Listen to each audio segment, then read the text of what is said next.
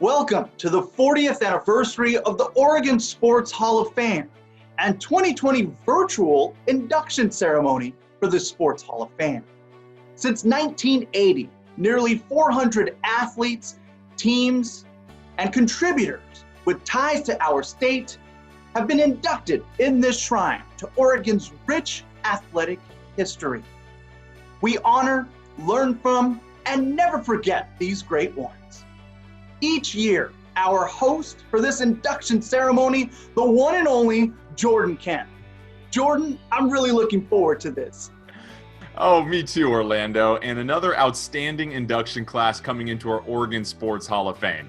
We have an OSU defensive standout, all-league and second-team All-American, and then on to star in the NFL. A three-sport standout from David Douglas High School, this athlete went on to become an American League All-Star. And he was a giant on the field at Oregon State, All-Pro in the NFL, but most proud of the help he gave back to his home state. And this one-time quarterback for the Ducks went on to work for the NCAA, and he has created events that touch us all every year. One of the greatest females in soccer, this Hillsborough High School, University of Portland graduate, posted career numbers on the pitch her entire career. In Orlando, to celebrate this 40th anniversary, we're going to talk with some names forever linked with Oregon sports. As you know, we're in store for some great insight into sports and life in general. That's right, Jordan, and look who just popped in. The Oregon Sports Hall of Fame. What could be better? Incredible place, incredible people, the generous nature of the state of Oregon, the spirit of Oregon. Jordan, Orlando, great to see you guys. And great to see you too, Bill. You mentioned 1993 was when you were inducted. We've had 40 years and over 400 athletes inducted. What does it mean to be inducted into the great Oregon Sports Hall of Fame? Jordan, it is as great an honor as I've ever had. It is the ultimate distinction in a person's career, because when you're coming up, your life is about the dream, which is about hope and opportunity and purpose. What are we doing? Why are we doing this? And do we believe we're going to get there? Now, when you become old and in the way, what happens to you is that in addition to hope, opportunity, and purpose, pride, loyalty, and gratitude. And the Oregon scene, the Oregon culture, the Oregon sports world, it just means everything to me, because that's where I really got started at the professional level, because I really wasn't ready. But the people in Oregon have always been nicer to me than I deserve. This place is just absolutely remarkable. Just recently, I was able to go to the physical Oregon Sports Hall of Fame. And it's really it's a library, it's a museum, it's a place where you think, it's a place where you wonder, it's a place where the dizzying possibilities all come to the front of your mind. And when I was going around and just seeing all the different influences on my life. Oh my gosh, this is just fantastic. Please, Jack, heal me, teach me, show me the right thing to do. I've done a lot of things in that course. What a spectacular place, man. You never know how the game of life is going to turn out. But when they call you up and they say, Bill, you're going into the Oregon Sports Hall of Fame, there is nothing like it.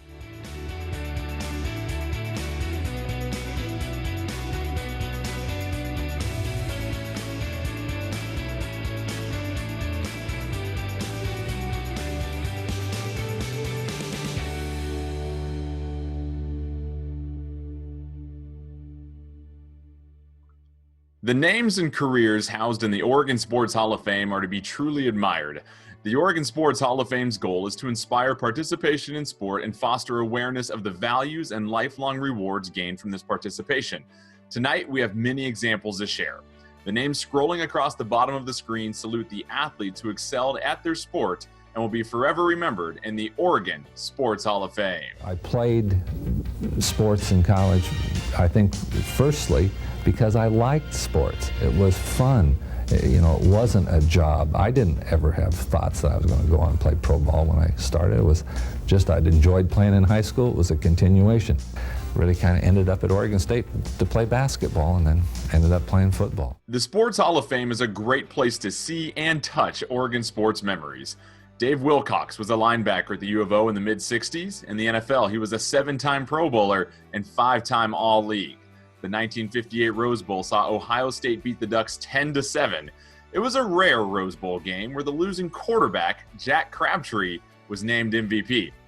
We shared some high points in the All-American career of Terry Baker. This is the actual Heisman Award you can see only at the Oregon Sports Hall of Fame. In the late 60s, another Oregon State Beaver started on the defensive line. He took the disciplines learned from playing at football's highest level and applied them to a rich, full life. Here's tonight's first inductee of the class of 2020, Craig Hanneman.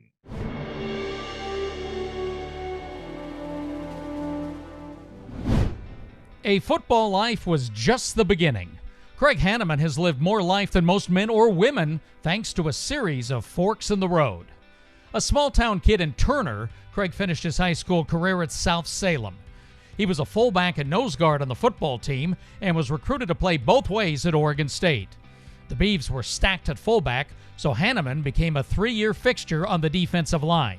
Craig had some of his best moments in the biggest games of the DeAndros era.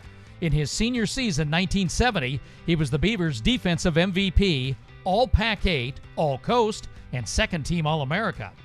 Drafted in the 6th round by the Pittsburgh Steelers, Craig became a backup on the Steel Curtain defense, where he was witness to the immaculate reception in the 1972 playoffs. He finished his career in New England. The injury that ended his playing days in 1975 was just another fork in the road. A foray into farming led to local politics, which led to leadership of the Oregon Forest Resources Council. The next fork in the road led up a mountain. Actually, lots of mountains. Over the past 30 years, Craig has become an avid climber. Starting in the Cascades, he became obsessed with climbing the 7 summits, the tallest mountain on each continent. That included a 2-month quest on Mount Everest, the world's highest. That passion survived a scary fall into a mountain crevasse and what has now been 4 years living with ALS, Lou Gehrig's disease. 3 of those 7 summits have come since that diagnosis, a tribute to his fitness, willpower, and confidence. A devoted husband and friend and a passionate sportsman for life, we welcome Craig Hanneman to the Oregon Sports Hall of Fame. Well, Craig, thank you so much again for joining us, and congratulations. And I want to talk about the Steelers, and you joined them right before things really got rolling for them as a franchise. Did you have a feeling that there was something special brewing when you were a part of those teams and that foundation? Honestly, I was just focused on trying to make the team and do my job. But as the 72 season progressed, it became readily apparent that this team was special. And we had some extraordinary talent in the likes of Joe Green, Terry Bradshaw, Franco Harris, and so many others.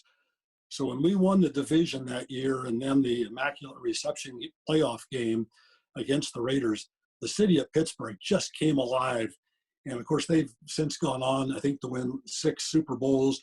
And they're recognized, justifiably so, as one of the top pro sports franchises in the history. So it was really fun to be part of that magical season. And the best part for me, if I may, is I met my wife, Kathy, of 46 years the following year. Oh, well, congratulations. I know that ring that she got probably means a lot more than any Super Bowl ring as well, too. Let's talk about your climbing and the experiences you've had with that. Why has that been so meaningful to you when you look back at everything you've accomplished? It sounds like climbing really means a lot to you. It does. I think I've found that the ultimate exercise and focus comes when I'm climbing. It requires you to live in the moment and not think about anything other than your next step in the task at hand. And that can be exhilarating and a great escape from the real world. But a lot like football, the real joy in climbing is sharing the adventure, the challenge, the misery, and the summit with your climbing buddies. It was really special to see the world from the top, the highest point on every continent. But the enduring joy has been the camaraderie I still have with my awesome climbing buddies. Well, Craig, congratulations. And we have a special guest to welcome you into the Oregon Sports Hall of Fame. I got to say a little bit about a teammate. Nobody was a better teammate. It was just phenomenal. He was a guy who was always responsible. He was a leader. He was always there for everybody. And he's the same guy today that he was in 1967. Pretty cool. I've got to say that as a football player, he was phenomenal. But when you turn 52 years of age and start climbing mountains, nobody that we know here has ever done that. So that's something awe-inspiring. And so I guess what I'd have to say about a guy who's done all these things, including the 7 summits and Mount Everest, is if all of us could say right now what you say when you get to the top of Mount Everest, I think we'd scream it now, because Craig has just summited again. So on behalf of the Hall of Fame, and particularly those Oregon State members, Dee Andros, Rich Brooks, Jesse Lewis, our deceased friend, the great Bill, Earthquake Enyard, all of these people, including the quarterback for a couple of those years, welcome to the 2020 class at the State of Oregon Sports Hall of Fame. Thank you, Steve. I'm humbled. The mission of the Oregon Sports Hall of Fame and Museum is to educate children, adults on the importance of sports in our society and the value of participations and the lessons that are learned therefrom. I definitely receive it with honor because I'm so proud to be an Oregonian. This is many places that I think a lot of our inductees could say tonight. We've traveled and we've been around the country as well as the world, but we know where home is. I love the state of Oregon. I've been very fortunate to travel all around the world playing golf tournaments, and it's allowed me to see a lot of great places, but there is no place greater than the state of Oregon. I'm over to the auditorium tonight. My wife looked over at me and said, what's with the shoes? And I said, well, I wanted to show everybody there that you could wear Nike shoes with a business suit. And she said, thank God you're not president of Jockey Underwear. Happy 40th anniversary, Oregon Sports Hall of Fame. It's been a great 40 years, and you've done so much for the community, reminding us of all the moments of greatness that have happened in our sports world over that time. From Steve Prefontaine to Bill Walton to so many people that have made a cultural difference in our community. It's been a great service to that community, and we really hope you have a great celebration tonight and have a great next 40 years. Now it's time to hear from a great athlete dear to Oregon sports. Some may call him the best ever from Oregon. Starring on the football field and track at Portland's Jefferson High School in 1957 and 58, Mel Renfro went on to star in both sports at the University of Oregon. In football, he was All-Conference 3 years and All-American twice. Finest all-around football player that I ever coached. He was by far and away the best college football player I had ever seen, and the things he could do were just unbelievable. For instance, in the huddle, I'd say, Melvin, what pattern can you get open on? And he'd say, anything you want. He would. He was great. Look at your time with Coach Casanova and quarterback Bob Berry. They both had really high praise for you. What did it mean to just have that admiration from two gentlemen like themselves? Well, you know, that team was like family. Coach Casanova was like a second dad to me, and Bob Berry was like a brother. So we really worked well together. We had great times, great games, great camaraderie. It was just a pleasure to have known and worked with those two people. And we're obviously welcoming in a new class of athletes to the Oregon Sports Hall of Fame. What can you say about the state of Oregon and being an athlete there? Why is it such a special place to compete and be an athlete when you look at everything that the state does to support its athletes? Oregon's just a great state to be from. And, you know, I enjoyed all my days there, all the people that I was able to associate with there. And you know, I travel around the country a lot and some internationally. And I tell people where I'm from and they say, that must be a great place to live. And I say, yes, it is. Well, Mel, thank you so much again for joining us. You continue to be such an inspiration to so many people. So we appreciate you taking some time out of your schedule. We look forward to catching up with you here later. Well, you're certainly welcome, and congratulations to the new inductees. Next, the Oregon Sports Hall of Fame would like to honor a very special person. During his 12-year NBA career, he played for 5 teams and became a strong contributor to each of those communities. In 2008, he was diagnosed with early-onset Parkinson's disease at the age of 36. Unlike his other challenges in life, this one caused fear and a fierce determination to be as healthy as possible. By now, you know I'm speaking of Brian Grant. His drive and determination to help others launched the Brian Grant Foundation in 2010 for those with Parkinson's. His efforts focus on proven tools of exercise and nutrition to help people manage. He inspires us all as a speaker, philanthropist, and patient who thrives in life. Brian, thanks again for joining us. And I just want to start with, why has it always been so important to you to give back to the community? So many people here in the greater Portland area just remember you obviously for a player, but for the long time impact you've had as far as contributing back to this community.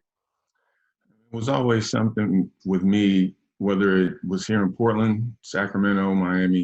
It was always important to me to make sure that I wasn't just receiving from that community, but I was also giving.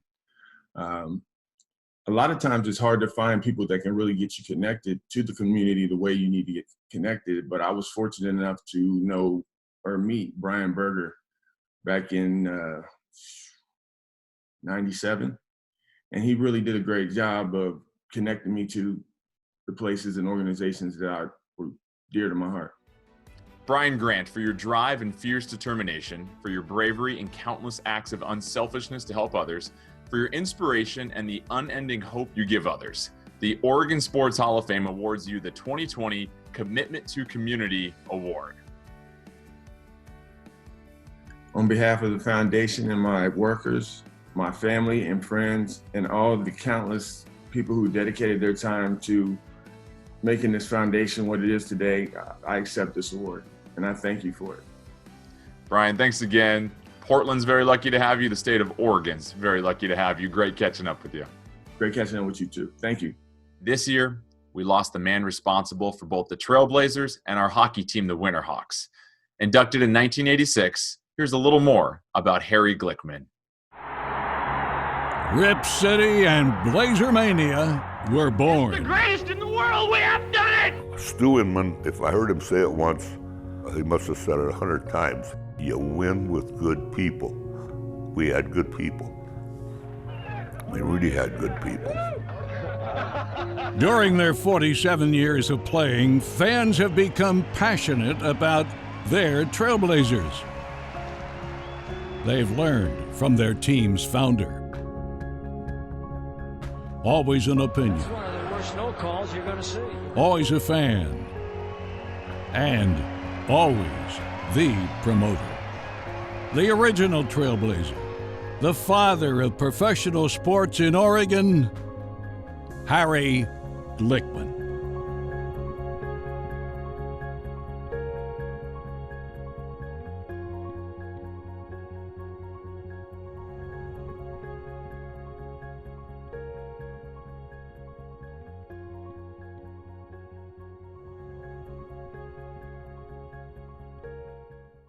The Oregon Sports Hall of Fame recognizes and celebrates Oregon's rich athletic history.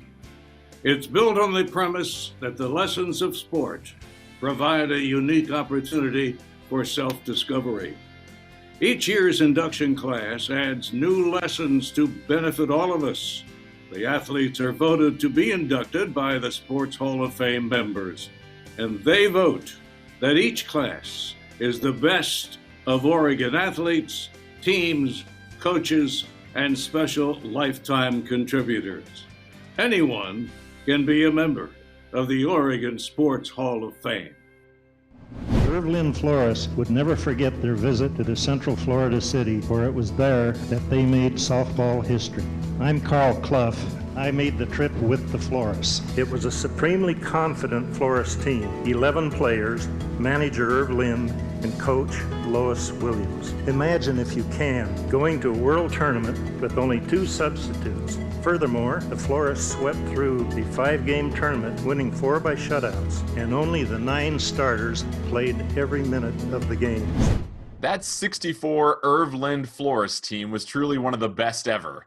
And there are more great ones from Oregon that played on the diamond. 7-time All-Star and 2-time National League MVP Dale Murphy was inducted in 1997. 2005 inductee Scott Brocious has 3 World Series championship rings. And from the 1986 World Series champ New York Mets, Wally Backman, and many others. Which brings us to this moment. This student athlete grew up in East Portland, attending David Douglas High School. From there to the majors and the American League All-Star Comeback Player of the Year. A long road of patience and dedication. Here's the story of this year's next inductee, John Jaha.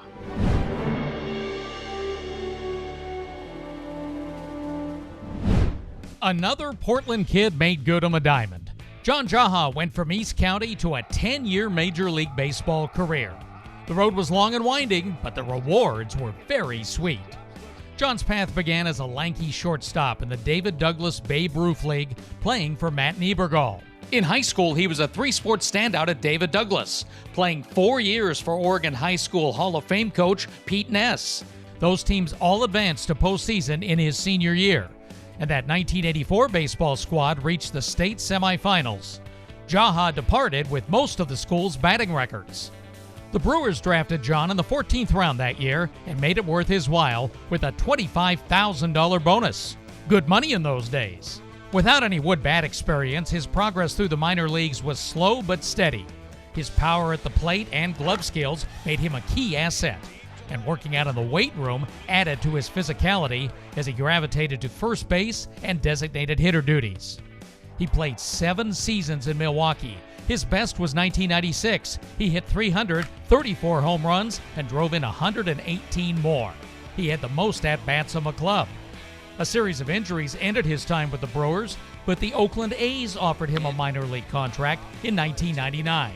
But determined to give it one more shot, John delivered big time. 35 homers, 111 runs batted in. He was selected as an American League All-Star and the league's Comeback Player of the Year. John Jaha retired 2 years later. He is now a proud baseball father and coach in Clackamas. Youngest son Jackson will now be playing third base for the Oregon Ducks. We welcome John Jaha to the Oregon Sports Hall of Fame.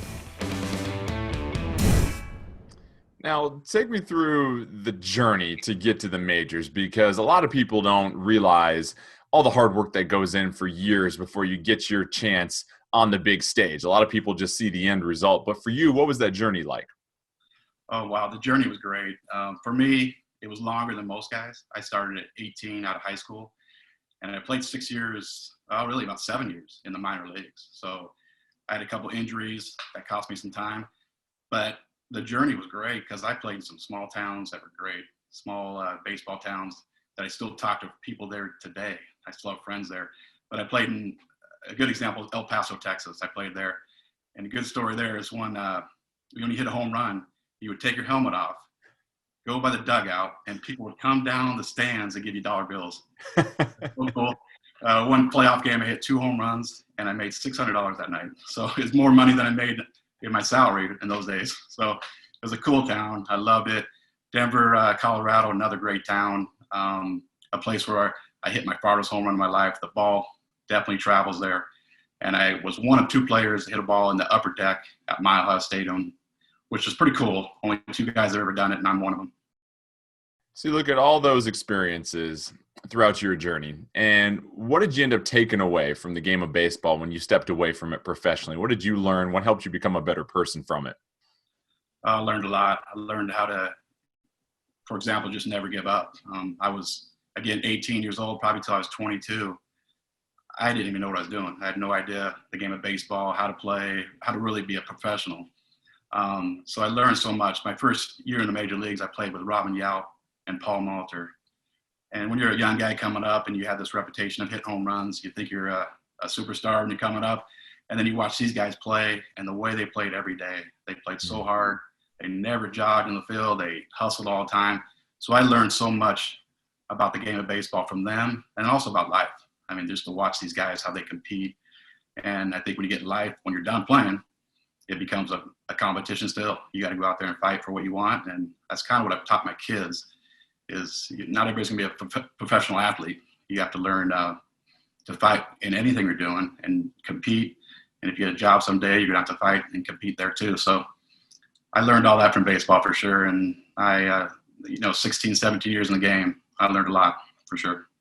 Words to live by, John. To officially welcome you into the Oregon Sports Hall of Fame, an inductee in many halls of fame, Dale Murphy.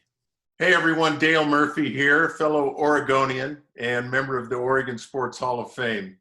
and retired Major League Baseball player. I'm really thankful for this opportunity to talk to you, John. And you were a great three-sport athlete at David Douglas. And I want to say one of the awards you won in your Major League Baseball career was the Comeback Player of the Year award, which is any award you win is a fantastic award, but being able to come back at the highest level of competition and be recognized by your peers as being able to be the Comeback Player of the Year award is something that I really admire. Congratulations to you, John, for a great career. And now I'd like to welcome you, but I also might like to say congratulations to the Jaha family, because I know that this was a family effort and that you had some patient family members with you, and they're guiding you through the challenges of professional baseball. Congratulations, John, and welcome. And I'd like to be the first to welcome you to the Oregon Sports Hall of Fame. Nice going. Thank you, Dale. This is a great honor coming from you. You inspired many kids in Oregon to fight for a baseball career. We all love watching you play, so thank you very much. I also want to thank the Oregon Sports Hall of Fame. This is a great honor. Congrats to all the members of the 2020 class. I also want to thank my coaches, family, and friends for supporting me over the years. My 4 sisters, the greatest sisters in the world. My 4 kids who inspire me every day to be a better person and a better dad. My beautiful wife who sacrificed her life in Australia to come help me chase my dreams. I love you all. Lastly, my mom and dad, I love you and miss you every day, and this is for you.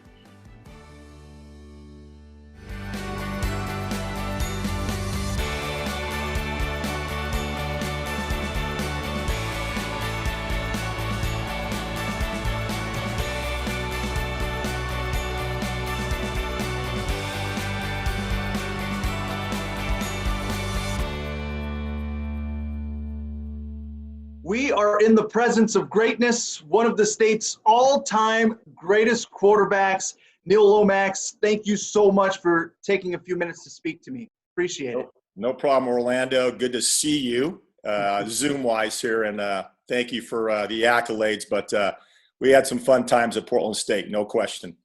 It was such an incredible run at Portland State, and then to be able to play in the NFL just had to be a special time in your life. But I'd like to know how it shaped you as a man and how it helped you as a father and with your family as well.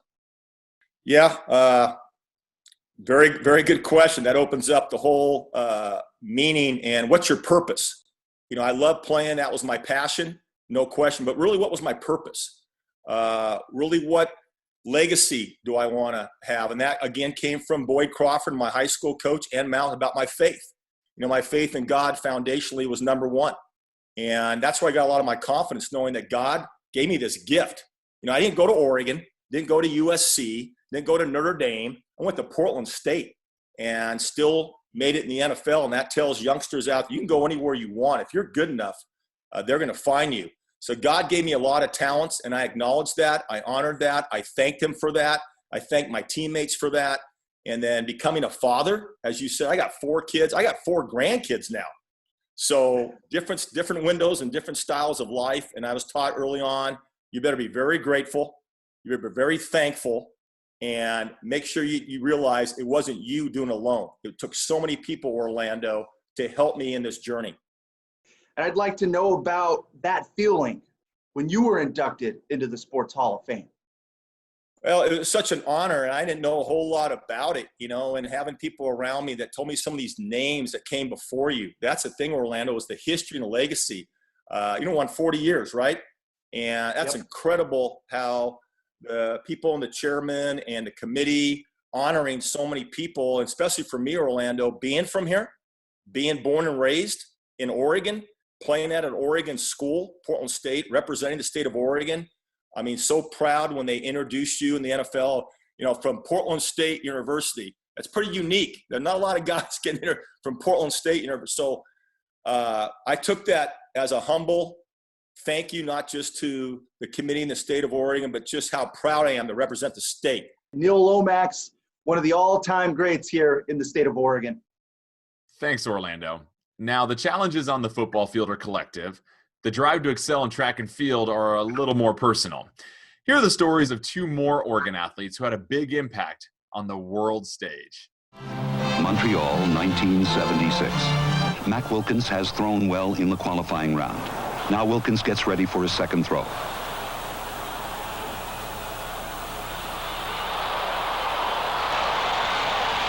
"221 feet, 5 inches. Mack Wilkins has won the 1976 Olympic gold medal in the discus. By the end of his college career, Ashton Eaton was the first ever collegian to win 3 consecutive decathlon titles. Eaton's ability to truly dominate the multi-event was first revealed in the 2012 USA Olympic trials. Ashton set decathlon world records in the 100 meters and the long jump, and by the end of the second day, had broken then American and world records with an incredible 9,039 points. 1 year after winning his first Olympic gold in London, he married fellow multi-event star Brianne Tyson. Ashton's philosophy of training and competing? To simply try to improve on what you do each and every day. And someone else who improves their product each day is the designer of many Nike shoe models, the one, the only, Tinker Hatfield. Now, you've been around so many tremendous athletes, and you were inducted into the Hall in 2008 as a special contributor. What do you think it is? Is there something that all these amazing athletes have in common? Is there a secret to their DNA that you've picked up on throughout your years of working with some of the world's greatest athletes? Yeah, that's a great question, because I do notice that there are a couple of components that seem to always need to be in the mix. And one, of course, is just the notion that you can be as talented as the most talented person ever. But hard work is really the secret sauce, and you have to mix that with your talent. And the hard work is what helps you take that talent and do something useful with it. That's one thing that seems to always pop up with people that I work with, or people that I've watched and I've been a fan of, and that have done tremendous things. The second common denominator, if you will, is just really, it kind of gets down to being a vicious competitor. Mm-hmm. And who tend to not have that, that's less trained in, and that's more, I think people come with that as children even. If you're around young people, some people have it and some don't. Some kids have it, some don't. Certainly some adults have it and some don't. So if you mix those two things together, you end up with being in that elite crowd. Tinker, always great catching up with you. Thank you so much again for taking some time out of your schedule, and we look forward to chatting with you here soon. Always a pleasure, Jordan. Always a pleasure. The Oregon Sports Hall of Fame celebrates this, our 40th anniversary year, and looks to our future. Each year, the Hall is proud to foster the special recognition of Oregon high school student athletes. Each of our deserving students honored here will receive $3,000 to be used at an Oregon college or university. And as in years past, we are grateful to Portland's own McTarnahan family, who have generously underwritten our scholarships.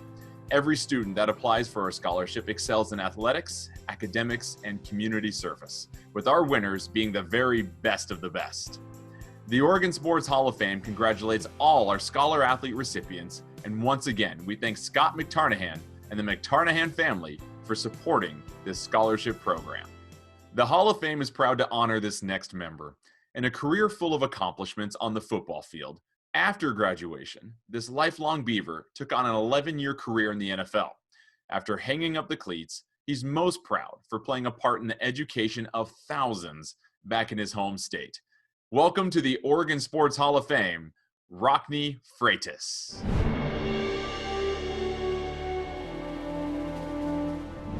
A giant on the football field for the Oregon State Beavers, Rockne Freitas has also been a giant in education in his home state of Hawaii. He was destined for the gridiron from birth. His father, John Freitas, named him after Notre Dame coaching legend Knute Rockne. He was a true island boy, loved the outdoors, surfing, canoeing, and fishing. And it was a fishing trip on his recruiting visit to Oregon State that sold him on becoming a Beaver. Rockne came to Corvallis a fully grown 6'5", 270-pound tight end. His work ethic in the weight room served him well. Freitas moved to center, playing on the 1964 team that reached the Rose Bowl, then was a starter in his final 2 seasons. He completed his major in animal studies and played in all 3 major college all-star games. Freitas was drafted by the Pittsburgh Steelers in 1967, then traded to Detroit, where he began an 11-year NFL career. Rockne started every game for the Lions for 8 consecutive seasons, was named All-Pro 3 times, and played in the 1972 Pro Bowl. He finished his pro career in Tampa Bay in 1978. His life experiences taught him the value of education, and Freitas brought that passion home to help Native Hawaiians. The C student in high school received master's and doctorate degrees at the University of Hawaii. Rockne has spent 23 years in administration at the U of H and Hawaii Community College. Freitas joined the Oregon State Hall of Fame in 1991 and in 2014 became the first OSU athlete to receive the E.B. Lemon Distinguished Alumni Award. Now it is time to welcome Rockne Freitas to the Oregon Sports Hall of Fame. Well, joining me are his 2 sons, Makai and Makoa, and I just want to start with both of you. How strong was your father's pride for Hawaii? Because that's something that seemed to really resonate with everyone that came in contact with him. He had an immense sense of pride of where he's from. He also had an immense sense of pride in being Hawaiian. I think everything he did was to represent Hawaii. He made it his mission when he was done playing football to help the young people of Hawaii chase their dreams of a college career and a college education. He felt that athletics as a whole was a vehicle for higher learning, and he always felt that athletics opened doors. End of the day, he wanted to be inspiration to our family. He also wanted to be inspiration for future generations from the islands. He felt if a boy from Kailua Beach can make it, anybody can make it. And Makoa, he had some other interests just outside of football, correct? What else did he like to get into? He loved to fish and just be in the ocean, be in the water. Growing up, he would take us boogie boarding. He kind of turned it into like a training session, and you had to paddle out. You had to paddle out at a good speed. You couldn't fall behind. If you fell behind, he'd tell you to pick it up. Let's go. Paddle faster. But he loved to boogie board, body surf, even paddling a canoe. He got canoe paddling kind of later on, and he really enjoyed that. And he really enjoyed fishing. He would always tell us stories when he first got married, and before he was married, he had a boat, and he'd go from Oahu to Molokai a lot, and he would always tell us, well, he's gonna get another boat, we're gonna do it, and I'm glad we didn't. Well, we have a special guest here to help welcome your father into the Oregon Sports Hall of Fame. Hello, everyone. Stephen Jackson here, and I just wanted to say, first and foremost, I pray that you all are safe and healthy, not only yourself, but your family and friends as well. It has been a very challenging year for us all, but like most of us, either you're Oregonian by nature or you've been adopted by the state, we are kind-hearted and tough. So let's hope that we all get through it. I'm here tonight not to only talk about that, but also to induct a future Oregon Sports Hall of Famer, and that is the induction of Rockne Freitas. What I would say to Rockne is, a couple years ago when I was inducted into this special group, I teared up. I couldn't believe it.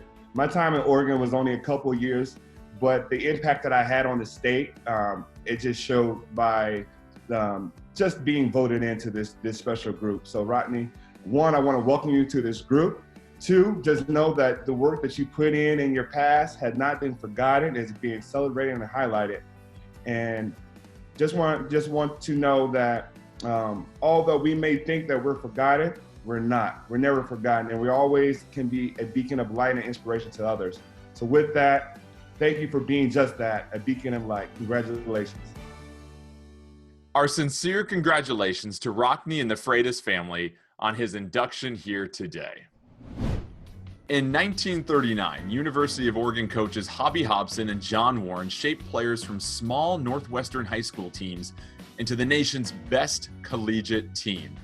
At Northwest University, in front of 5,500 fans, the Tall Furs, now called the Ducks, used their fast-breaking style along with their knowledge of the game and each other to beat Ohio State 46-33.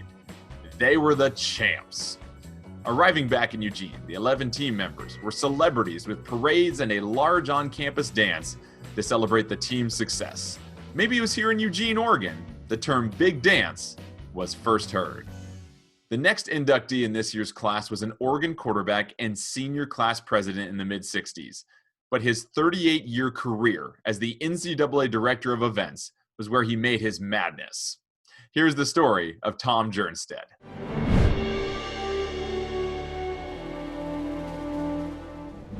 He is the man who made the madness. Tom Jernstedt has lived an incredible career in athletic management, including helping to grow the NCAA basketball tournament into the spectacle it is today.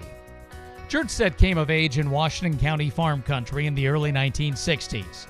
He was a three-sport athlete at Yamhill Carleton High School and was the ace of the Tigers pitching staff, throwing 4 no-hitters. It was his leadership on the football field that took him to the University of Oregon as a quarterback. You won't find much of Tom in Duck game films from that era, but he definitely made an impression on Coach Len Casanova. Soon after graduation, Casanova called him back to Eugene to become the Ducks event manager. And Jernstedt was good at it, running Hayward Field and Mack Court, getting tickets and concessions sold. In 1972, the NCAA came calling, and 1 year later, a very nervous Tom Jernstedt was managing the basketball championships.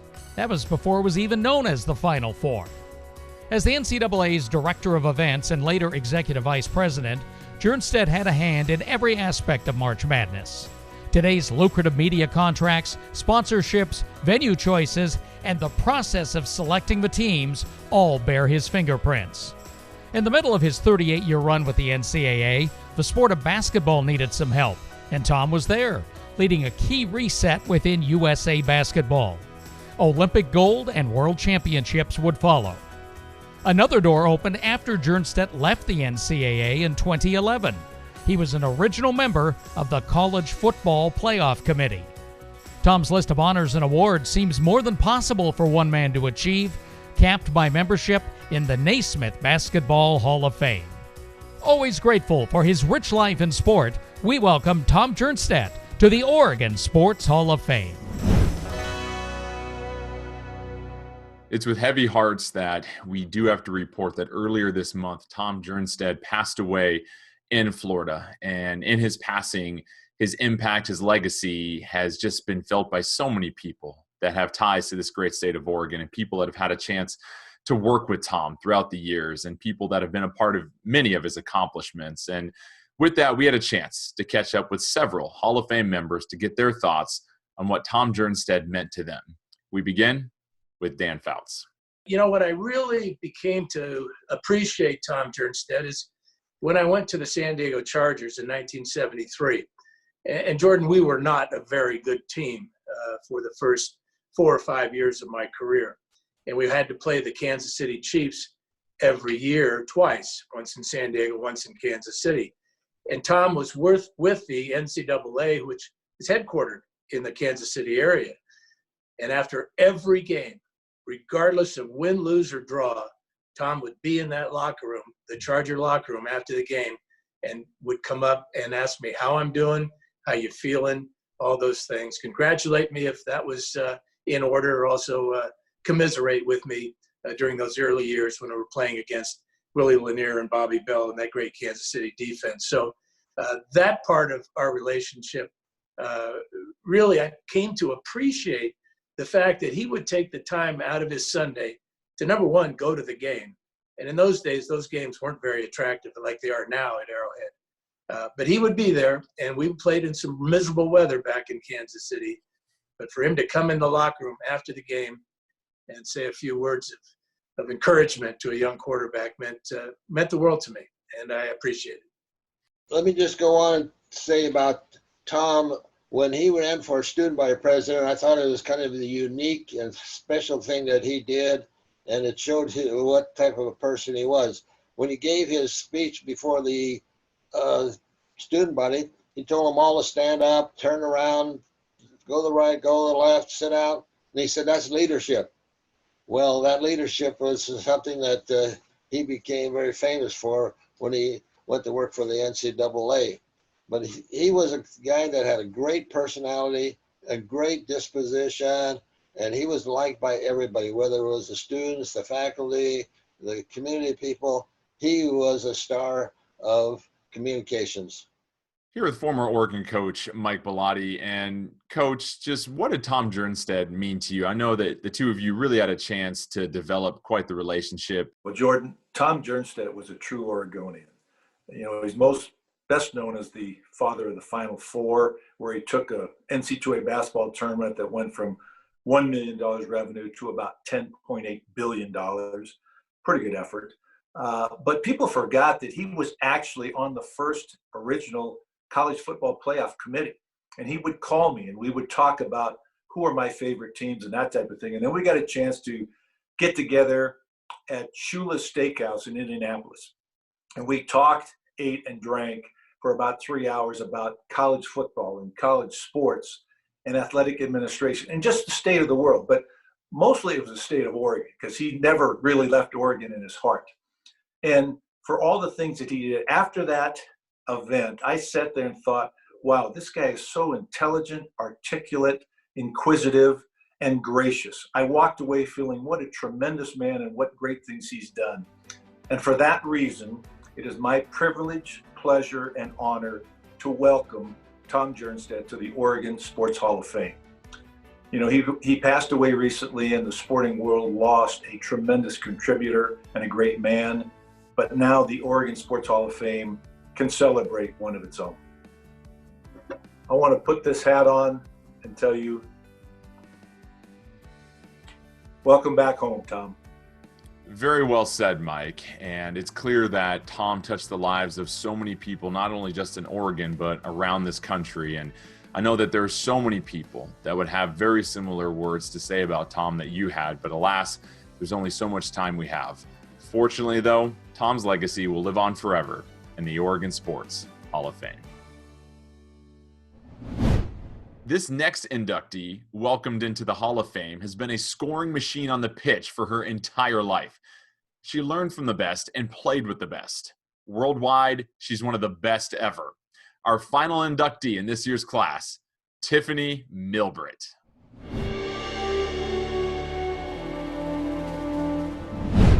Tiffany Milbrett grew up watching the original Portland Timbers while her mother coached and played herself. She says her love of the game is in my heart and in my blood. A three-sport athlete at Hillsborough High School, Tiffany exploded into the soccer world as an end-to-end goal scorer. The two-time Parade All-American scored 131 times in her prep career.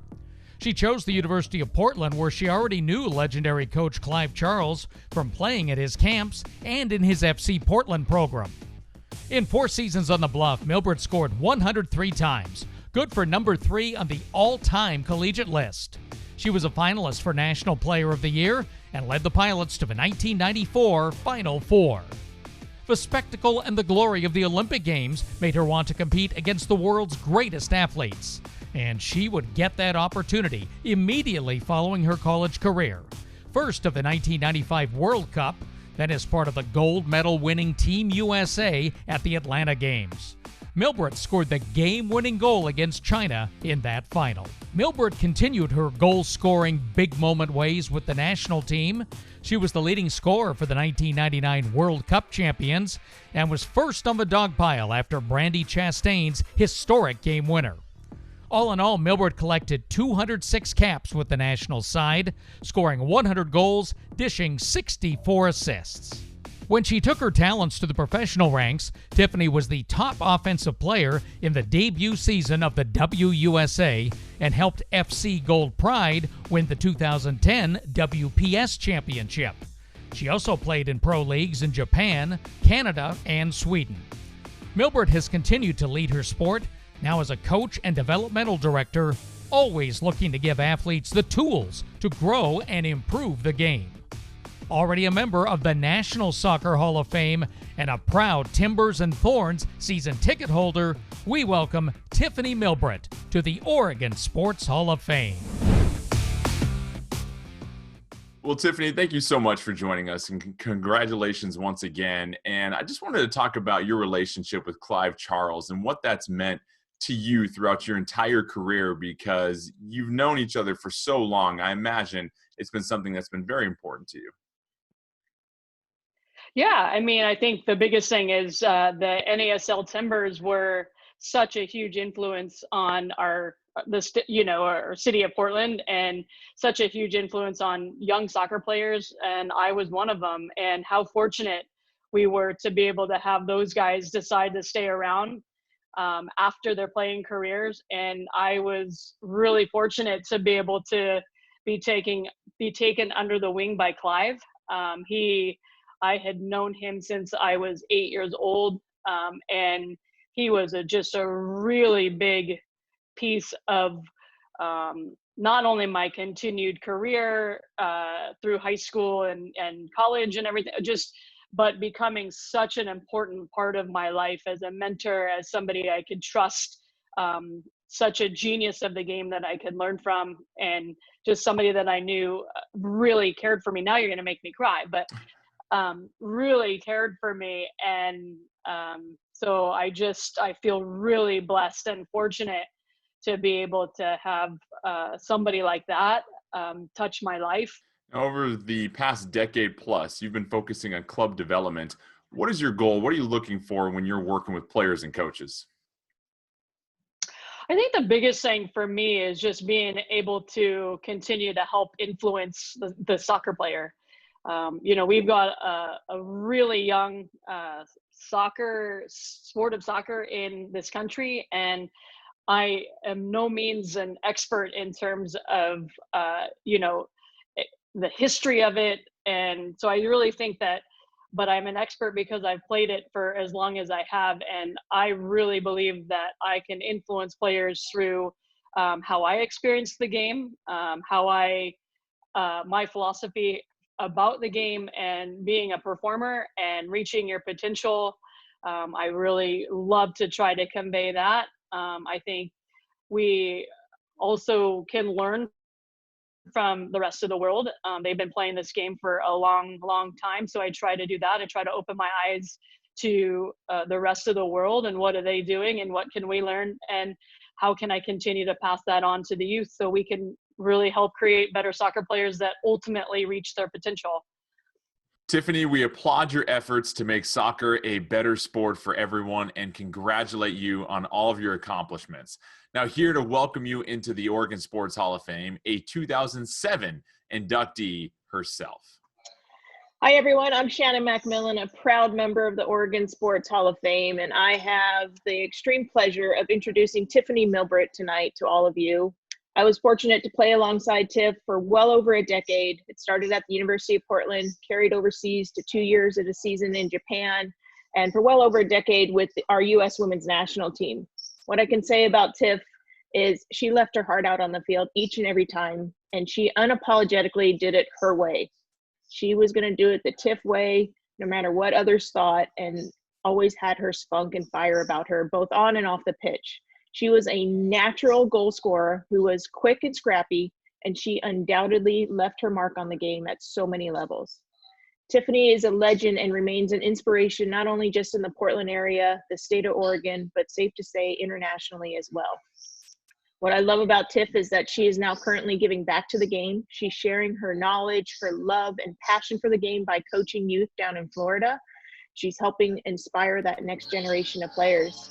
And Tiff, this is way overdue if you ask me, but for your outstanding career on the pitch, I am honored and beyond happy to welcome you, Tiffany Carleen Milbrett, as a 2020 inductee to the Oregon Sports Hall of Fame. Congratulations, my friend. It's well deserved. Wow, thank you. Thank you, Shannon, for the introduction and the warm welcome into the Hall of Fame.